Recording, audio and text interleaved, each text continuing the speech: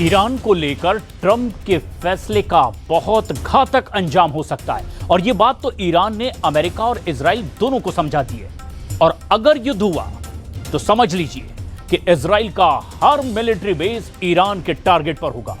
Netanyahu को भी पता चल गया है कि अब इजराइल में कौन कौन से मिलिट्री अड्डों पर ईरान की नजर है।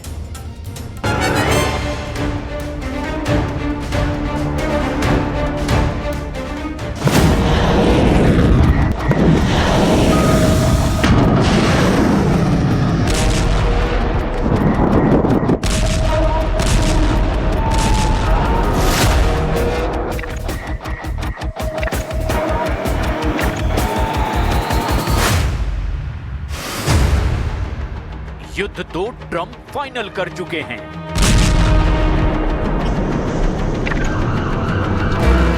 लेकिन ईरान से जंग एक तरफा नहीं होने वाली। ये बात अमेरिका और इजराइल बहुत अच्छी तरह से जानते हैं।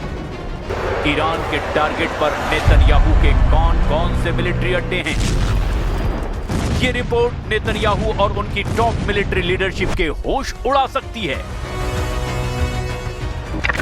पहला है रमात डेविड एयरबेस, उत्तरी इजराइल में बड़ा सैन्य अड्डा। यहां है F-16 फाइटर जेट। जिम्मेदारी है लेबनान और सीरिया में ऑपरेशन।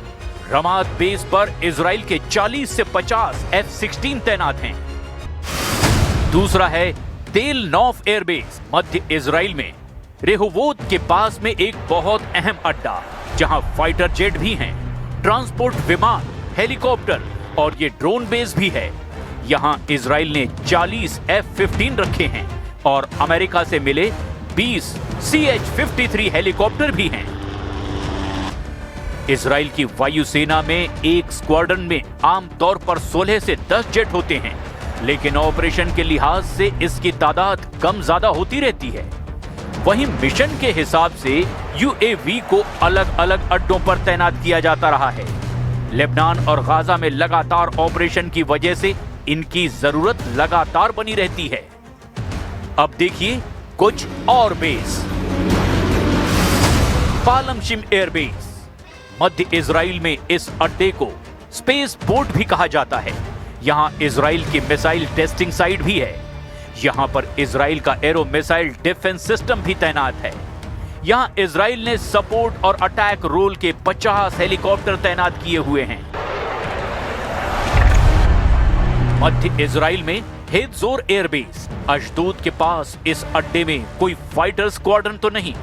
अब ये इजराइल के घातक ड्रोन स्क्वाड्रन्स का बड़ा अड्डा बन चुका है। यहां पर इजराइल के हेरोन और ऑर्बिटर जैसे ड्रोन तैनात हैं।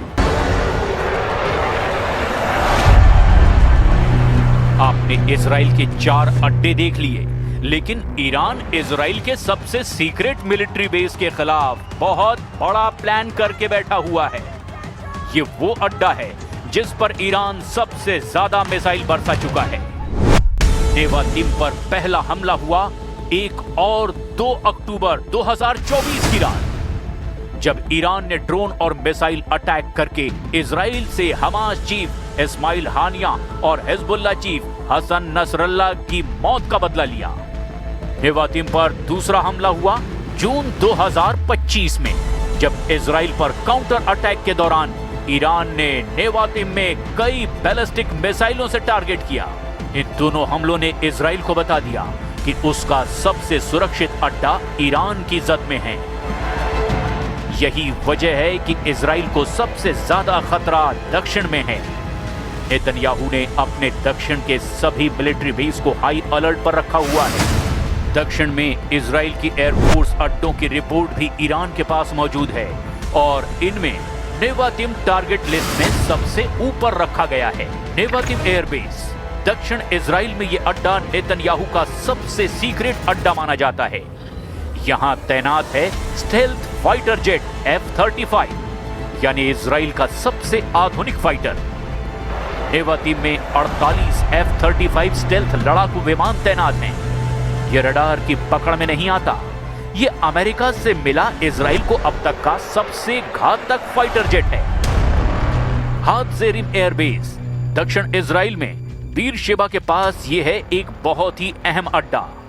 हादजेरिम में 25 F-15 तैनात हैं और इतने ही F-16 भी हैं। इसीलिए नेगेव के रेगिस्तान में ये इजराइल का दूसरा खास अड्डा है। ईरान के टारगेट पर इजराइल के कम से कम 25 ठिकाने हैं। इनमें डिमोना प्लांट जैसे परमाणु अड्डे भी हैं। इनमें मिलिट्री बेस भी है और ऐसे टारगेट्स पर ईरान के मिसाइल फिर से लॉन्च होने के लिए तैयार है। अब खामनेई के ऑर्डर पर इजराइल को दहलाने की पूरी तैयारी है।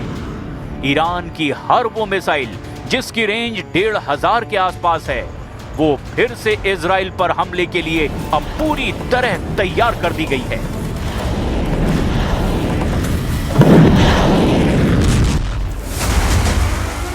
ईरान की मिसाइल खुर्रम शहर, रेंज 2000 किलोमीटर से ज्यादा। ईरान की फतह हाइपरसोनिक मिसाइल, रेंज करीब 1500 किलोमीटर।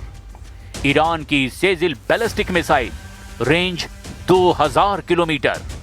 ऐसी ही ईरान के पास 8 तरह की मिसाइल है जो इजराइल के एक एक इंच को कवर करती है।